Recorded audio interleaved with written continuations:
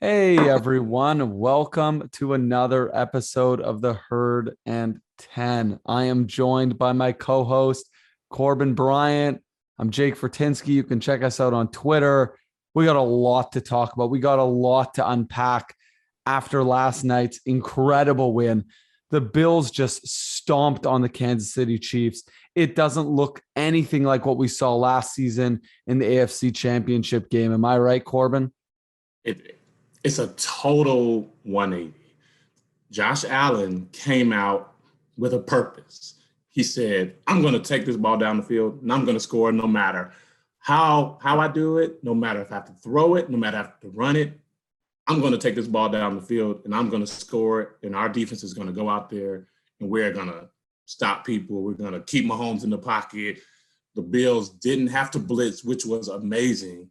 And it was just a masterful plan by Sean McDermott, Leslie Frazier, Brian Dable, and the entire team. Like, just an incredible effort. They showed up prepared. And even with that 1 hour plus rain delay, it didn't make a darn bit of a difference because I thought that there was a possibility that coming into the second half with a huge break, that maybe the Bills wouldn't be the same, or more so the Kansas City Chiefs would come in and be a little more prepared, make some adjustments.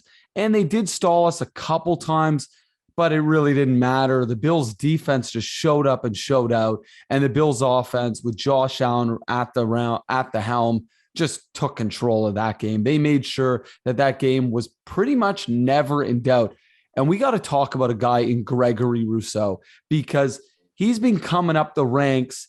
Starting in preseason, he looked a lot better than people expected. He didn't appear to be the project that we thought he would be.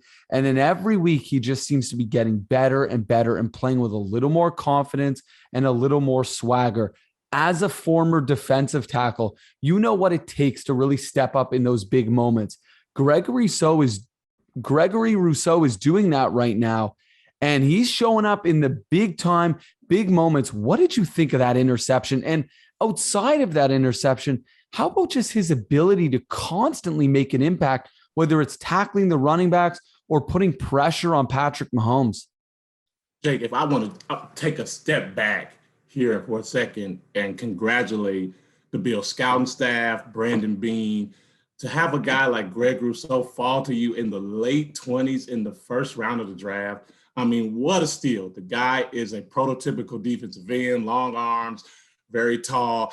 I see a guy that is definitely doing the thing that he is coached to do. He's pushing the pocket. He's not running around the quarterback, causing seams. The guy is a smart football player. He's using his athleticism to his advantage. When you look at the first thing he did with the PBU to cause the third down stop, and then he tipped another ball and he caught it for an interception, and then he's getting sacks around some of the best offensive linemen in the league. The Chiefs' offensive line is no slouch, and he's out there taking over the game in a sense. The guy had 5 tackles, 4 solo, 1 pass defended, 1 interception, 1 sack. The guy is going to do nothing but ascend from here on out. I think we may have a perennial Pro Bowler as he continues to develop.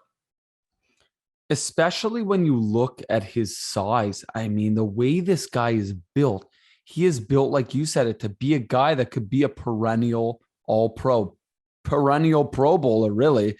And when you look at what he is doing every game, every snap, he is just grinding. He's working, and he's not getting a massive percentage of snaps, but he's doing a whole lot with the limited snaps he is getting, and he's doing it against good teams. The Kansas City Chiefs have a hell of an offensive line, and Gregory Rousseau was plowing through them all night last night. Of course, he shows off his high school wide receiver hands when he goes and gets that interception. I was just blown away by that. That's something that I have not seen in a long time. And I'm sure you will remember it did happen against the Bills back when EJ Manuel threw a pick and JJ Watt had a pick kind of like that. Now that was a pick 6. But same kind of story. When you see a defensive lineman doing things like that, it makes you turn your head and go, something is special about this guy. He's not just another good defensive lineman. He could be a, like you said, perennial Pro Bowler. I want to jump to the offense. Yeah. Yeah. And people think that, oh, he's a first rounder. He's just starting because he's a first rounder. No, he wouldn't. Took that job. Gregory Rousseau took the job. I think it was Mario Addison was out there. Epinesa was out there. Gregory Rousseau went out there and he took the job because of his performance on the field, not just because he was a first rounder. He went out there and he played, and now he's pretty much solidified himself in that position for years to come. It is pretty wild. It's good that you bring that up because he is beating out good players. It's not like the Bills' defensive line was inept.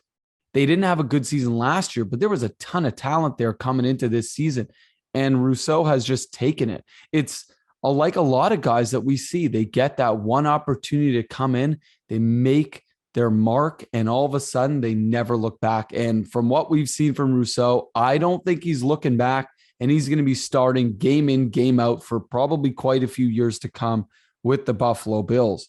Now we look at the offense here, and I am just so pleased with the numbers that I'm looking at. Let's talk about Dawson Knox. Dawson Knox only has 3 receptions, but 117 yards. He's got a touchdown. His 3 catches were all impressive. He scampers for a monster touchdown where he slips behind Sorensen, behind the linebacker, to find an open gap on the field.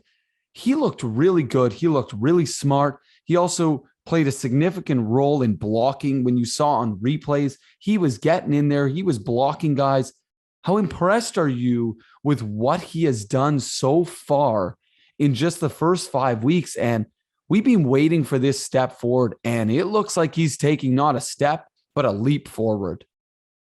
Like we used to say in the locker room when I played in Buffalo, they better start backing up the Brinks truck, if you know what I mean. Because like I said last week, Dawson Knox is on his way to getting paid. Now, it's the first touchdown that he had. A lot of it was Josh Allen. He was, waiting, and, it was pretty much a lost coverage there. But still, making that catch in the rain and taking it in for a touchdown, as well as being a blocker in the run game, the Bills have a very balanced offense. So when you have that type of balanced offense, as a tight end, you're going to have to stick your nose in there and block sometimes. I know there are some tight ends, I won't name any names, that they just choose not to block. It's just not their thing. I want to go out there. I want to catch passes. Dawson Knox is not that. He is the guy that he'll bloody his nose for you. He will catch passes. He will do anything it takes to win. And the thing about it, like I remember coming out of Ole Miss, he didn't have a great senior year. But again, like our scouting department, they knew he had the ability, and they drafted him in the 3rd round. And the guy is just paying dividends for the Bills. He's playing on another level. And he's doing something that a lot of the Bills players are doing, and that's what you talked about, getting your nose bloodied. You're willing to go into that fire and do whatever it takes to win. And it starts with the coaching staff, and it ends with the players. And it's including everyone. We're not just talking about the top players. We're talking about bottom players. Everyone is just feeding into this. Look at Josh Allen. If you listen to his press conference after the game, this guy's all business. He's going, got to focus on next week. I just want to win. I do everything I can. They talked about his spectacular hurdle late in the game to get the first down. That is a perfect example. This guy is going to be making $40 million a year, and he is willing to die for this team. He's willing to do whatever it takes to win the game, and everyone seems to be doing that. So I like that you mentioned that with Dawson Knox, because he is just one piece. He's just one player that's willing to put it all on the line, and it just seems like this is the year. This is the year where everyone is buying in. Everyone is doing everything it takes to win that battle every single week. And on a more casual note, let's talk about what the Bills were doing late in that game with about a minute left. They're all dancing on the sidelines. They're having fun. And that is what this game is still really about. Yes, we take it seriously. We're obviously in the media. We have this show every week, and we're also serious, and we look at the stats. These guys just want to play football. They're having fun out there. And sure, it's never fun to lose and it's fun to win, but you can tell this team is meshing on another level, a level that is way past the money, way past just winning. These guys just love to play the game, and I think they love to play together. Can you talk about that, Corbin, and just some of your experience, whether it was in high school, college, NFL? There is something more to the game than just the money and winning, right? Yeah, definitely. Because most guys, like you said, we go out there and we battle it out every Sunday. We battle it out in training camp. But at the end of the day, guys have families. Guys want to go out and hang out. Like I remember going back to my college days. On Thursdays, we would go out and we would have dinner together. The whole defense. We'll go out, we'll have dinner, get to know each other, not talk about any strategy or anything like that. And the same thing when I was in Buffalo. Like we would choose a different restaurant. Shout out to Mulberry's in Buffalo. Very, very tasty. I love the place. But we would choose a place and we would go and we would sit there. We wouldn't talk any football strategy. We would just talk, like getting to know each other. And that pays dividends on the field. Like if you're out there and you don't trust the guy next to you, if you don't trust the guy running the route for you, if I am out there as a defensive lineman and I don't trust the guy to the left or to the right of me to run the right stunt or run the right play, then it's all for naught. It doesn't matter how good of a player you are if you don't have that cohesion and that consistency with the guy next to you. So hanging out and having that togetherness on the field, seeing the Bills celebrate like that. I saw last week that Diggs and Deion Dawkins were playing red light, green light in the middle of the game. Like who does that? Guys that are confident do that. Guys that know what they're doing. Guys that have a feeling that they're going to win the game. Those guys do that. Like guys that are like timid, unconfident, you would never see guys doing stuff like that. So what we are seeing right now is a very confident Buffalo Bills football team. And we're looking at a dangerous team. They're rolling. They're 4-1. And everyone seems to be doing what they need to do. It should be noted, the Bills were missing Matt Milano. And I talked about this last week. I asked yourself, I asked Ted, I had some concerns. How are the Bills going to cover Kelce? You talked about they got to chip him. They got to use the defensive lineman to get him a step off, get him a little slower so that when he gets to that secondary, he's struggling, piss him off a little bit. And they seem to have done that. But it should be noted, AJ Klein stepped in. He stepped into a big role in a big game, and he showed up. And we talked about this before we jumped on the show. And you were just blown away by what AJ Klein did, correct? The guy is a consummate pro. AJ Klein is a veteran, a guy that's played years for the Panthers, a few years for the Saints. Like he's a guy that you can depend on, a guy that's played a lot of ball. What I saw from him last night was him pretty much just running to the ball, pretty much what everybody on the Bills team was doing, hustling, making the right plays.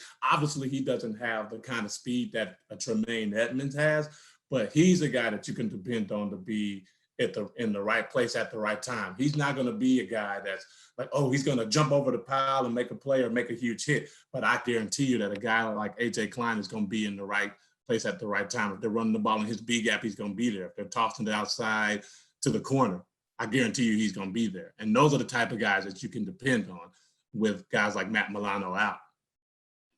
He definitely has the instincts. Yeah, he might not have that speed that Edmonds or Milano brings, but he's got those instincts and he's willing to do a lot to keep up. And he was doing it. There were a couple times, of course, Kelce's going to make plays, but AJ Klein, for the most part, hung in there. He made some big tackles. And that's another thing. The Bills defense was sure tackling. And yeah, I'm sure you could go on days about this, but they're not missing tackles. There were a couple missed tackles, but really not a whole lot. And on the other side of the field, the Kansas City Chiefs were missing a ton of tackles. And I don't want to take away from the Bills' win. I don't want to take away from the Bills' offense. But boy, oh boy, the Kansas City Chiefs have a lot to figure out, don't they? Yeah, I mean, a team like the Kansas City Chiefs, there was a reason why guys like us, we were a little worried last week. I was like, okay, the Bills haven't played anybody. You know, we lost to the Steelers. Like, what's going to happen this week? The Chiefs are a team that could turn it on at any moment. Anytime you have Patrick Mahomes and Tyreek Hill and Kelce and all those guys, like, in my estimation, the Chiefs are going to be fine. They're going to be a playoff team. Whether anybody believes me or not, they are going to turn it around with a head coach like Andy Reid. They're going to be fine. But the Bills were totally dominant. Like what you were talking about with like the tackles, they were gang tackling the guy. There were many times where you saw 8, 9 guys jumping on the pile. There are many times on the offense where you see guys like Dawkins and Morse just pushing guys around down the field. You're seeing guys running hard. You see Josh Allen with that determination in his face. And that's a team that's hard to beat. So to say that Kansas City is some pushover, they have some things they have to work on. It's it's going to be week 6 of the season, right? Like, it's not like it's week 12 or like, let's get ready to go to Cancun. The Chiefs aren't there yet. The Chiefs will be a playoff team, and this is going to be a great win for the Bills because once the Chiefs turn it on and get in the playoffs, they're going to have to come to see the Bills at Highmark Stadium. And you better believe the Bills are going to be prepared. The Bills were playing really tough in this game, and that's something I want to talk about here because there's been quite a few seasons where the Bills were a really good team, but they didn't necessarily have that grind or that toughness that made them a feared team. And when you look at what they did last night, I truly believe the Kansas City Chiefs were afraid. When you look at the way Mahomes was looking around, he looked scared. He had happy feet. And you talk about gang tackles. That's my favorite thing in all of football. Seeing guys just pile up on a guy. And you don't want to see a guy get injured. It was obviously unfortunate. Clyde Edwards-Helaire leaves the game. He's got a knee injury. They haven't updated exactly what that is at this point. But I love those kinds of tackles. The guy's trying to fight for those extra yards. And all of a sudden, you see 2 Bills defensive linemen just jump on top of him. Man, if you got 600-700 pounds on you, yeah, your knee's probably going to be hurting. So that's my favorite part of this game specifically because the Bills played so tough. They didn't back down and they hit hard. Every time they had a chance, they were hitting guys. Even there was a play, I'm not sure who it was, but you see Mahomes go out of bounds. And we give him a little extra shot when he's on his way out of bounds. And that's just another play. You want to make sure that guys don't want to run against you. You want to make sure that quarterbacks do not feel comfortable rolling out and going and scampering for a few yards. You want them to think twice before they do that. Now, I want to jump to the Bills quarterback because that's where we really got to dig in here. Josh Allen goes off. There's been these question marks. He hasn't been as good. I myself even said it. I don't know if he's as good as he was last season. Oh man, I feel like an idiot. He looked unbelievable last night. He didn't even have to throw the ball a whole lot. He goes 15 for 26, 315 yards, 3 touchdowns, no interceptions. And then, of course, he's got 11 carries for 59 yards and a touchdown. I got the QB rating here of 139.1. Boy, oh boy, did he feast on the Kansas City Chiefs defense. And he looked just so smooth. And you talked about it on the Dawson Knox play. He took his time. He rolled out. It was a broken play. And he just tosses it 40, 50 yards down the field.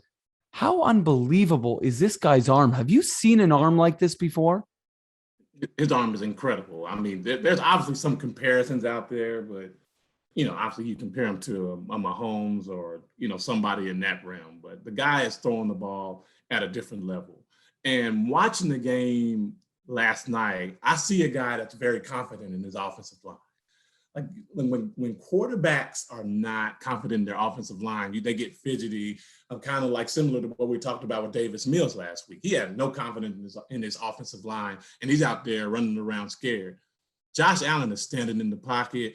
He's waiting for the routes to open up, and he took it upon himself last night to look at his first read and take off through the lanes because the Kansas City Chiefs were dumb enough to play man-to-man against the Bills.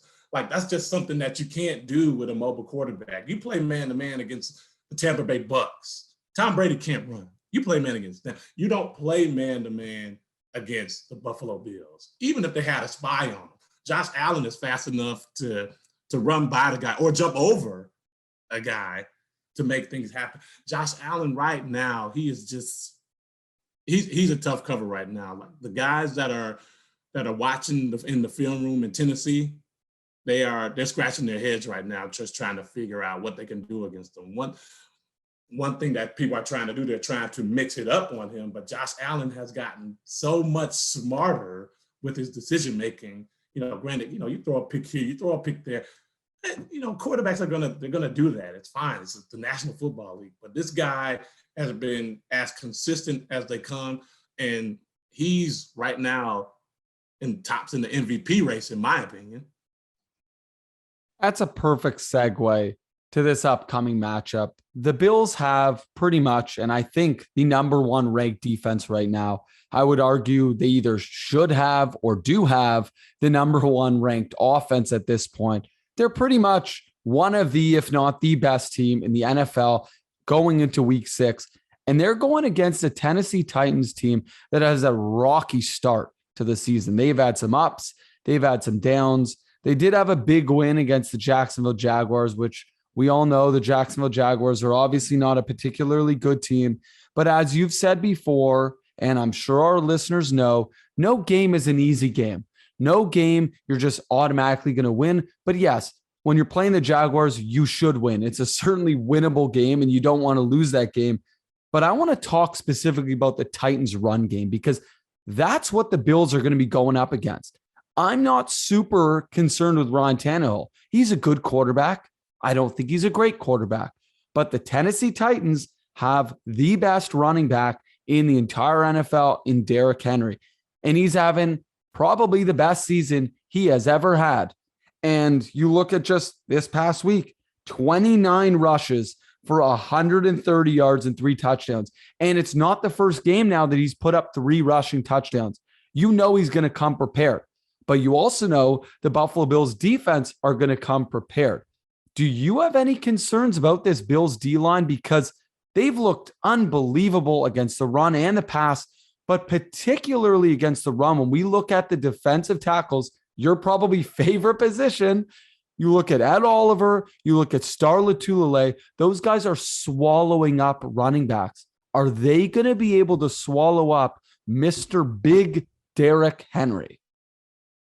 They're going to have to do their best to, but I'm not in this run scheme that the Titans run. They run a lot of double inside zone. They run some outside zone, some toss, some ISOs. So our defensive tackles are going to be double the majority of the game. So I'm looking at Tremaine Edmonds. I'm looking at Matt Milano. Hopefully he can get back in the lineup. I'm looking at our safeties. I'm looking at Micah Hyde. I'm looking at Jordan Poyer. I'm looking at Teron Johnson outside.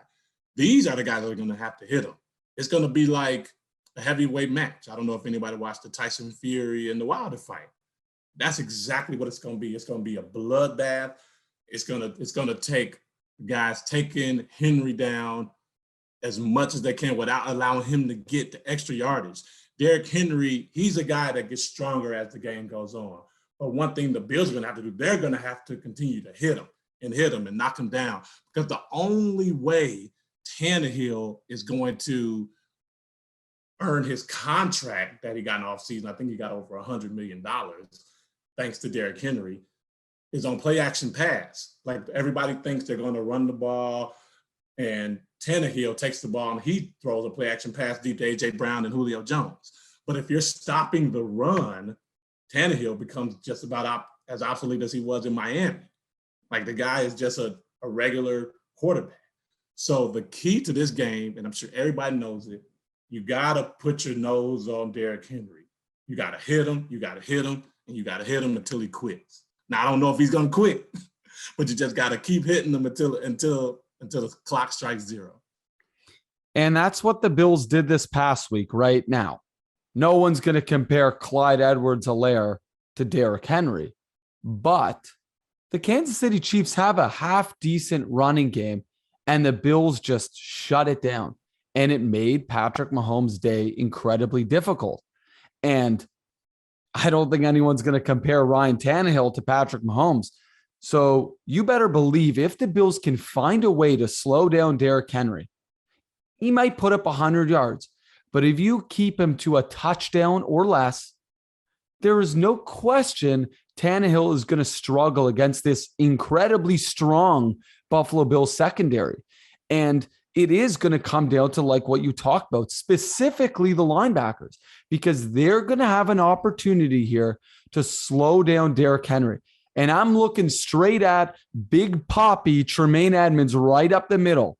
That guy is a big dude, and he's going to use his body. If there's a game where he can put his body on the line, this is the game to do it. This is the game to show that you belong on the Buffalo Bills. This is the game that you show that you deserve to be the middle linebacker of the Buffalo Bills, because Derrick Henry is going to run right through you, and you better be prepared to take him down.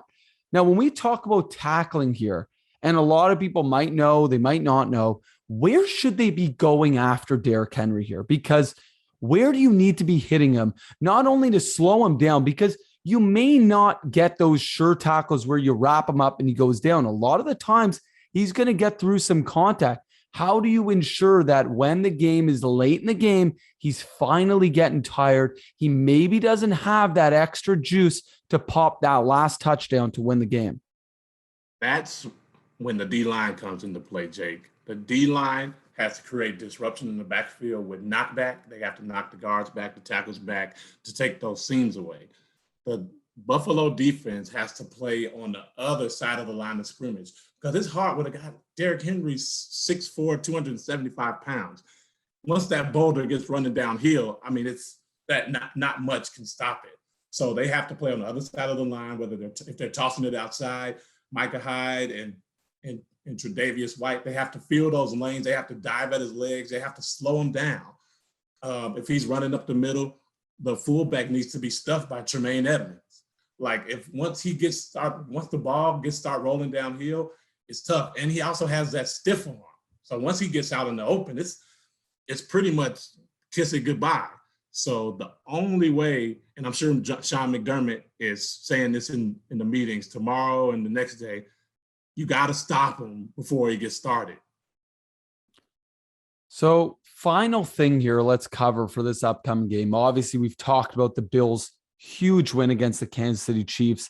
The Bills have skyrocketed, in my opinion, in the power rankings, although I think they were already third overall, but they just stomped on the Kansas City Chiefs. They're now in prime time again, Monday night against the Tennessee Titans. They're going to be on the road once again. I'm looking here. They're a 5-point spread favorite. What's your thoughts on that spread? Is it too high? Is it too low? When I look at the Buffalo Bills, after dominating the Chiefs, after seeing what the Titans are defensively, you got to believe the Bills are going to put up huge numbers again. And I don't think the Titans have nearly as good of an offense as the Chiefs, right? Well, it's easy to have that 5-point spread when you're on the road, right? Winning games on the road are not easy. Granted, last night looked like an easy win to us because, we played the Chiefs, supposedly the best team in the league. And, we won that one by a landslide. But you never want to give too big of a cushion to a team that's on the road. And the Titans, they are not a bad team. They've lost some close games. They have some good players. They have great players on defense. They have Byard. They have Jeffrey Simmons up the middle to stop the run. They have good players. It's not like we're playing the Texans again. It's like, okay, plus 10, and let's just get them out of here. This game's gonna be competitive. The Bills, like everybody's like happy right now about what the Bills are doing, but this game is gonna be competitive because the Bills are at the top of the food chain right now. And when you're at the top of the food chain, you're gonna get everybody's best shot. Just like, somebody compared the game last weekend, the college game, Texas A&M and Alabama. Anytime you're playing Alabama, you're going to get the best shot. So now the Bills are at the top of the food chain. I would say they're the best team in the NFL. That's just my opinion. I think that they are. And when you're on that high of a totem pole, the Tennessee Titan coaches are definitely going to be in that film room a lot longer, because they say if we can beat the Buffalo Bills, we're going to get some momentum going into the second half of the season and hopefully into the playoffs. And I think we should end here because that is just such an amazing way to end this episode. The Buffalo Bills are potentially, and I also agree with you, I think they are the best team in the NFL at this point. I did not think I'd be saying this early in the season, but you got to just be so impressed with everything they have done. Everything is working. I talk about this all the time. It's very hard to have a team be good defensively, good offensively, and have good special teams. But the Bills are just clicking on all cylinders right now. The Bills' defense is number one. Their offense is practically number one. And their special teams has looked really good. We don't even talk about the kicking position anymore because it's just locked up. When you look at Bass, the guy hits everything you need him to hit. He does everything you need him to do. Sure, he's had a couple weird kickoffs where he's put it out of bounds, but aside from that, he's looked really good. Isaiah McKenzie has kind of eliminated the conversation of ever considering another returner because he's looked really solid now. And we talked about him being a little bit of a gadget. They used him as a gadget in the end zone or in the red zone last game or just last night. And we ended up scoring a touchdown where Allen did a read option, just ran it in. We're using everyone.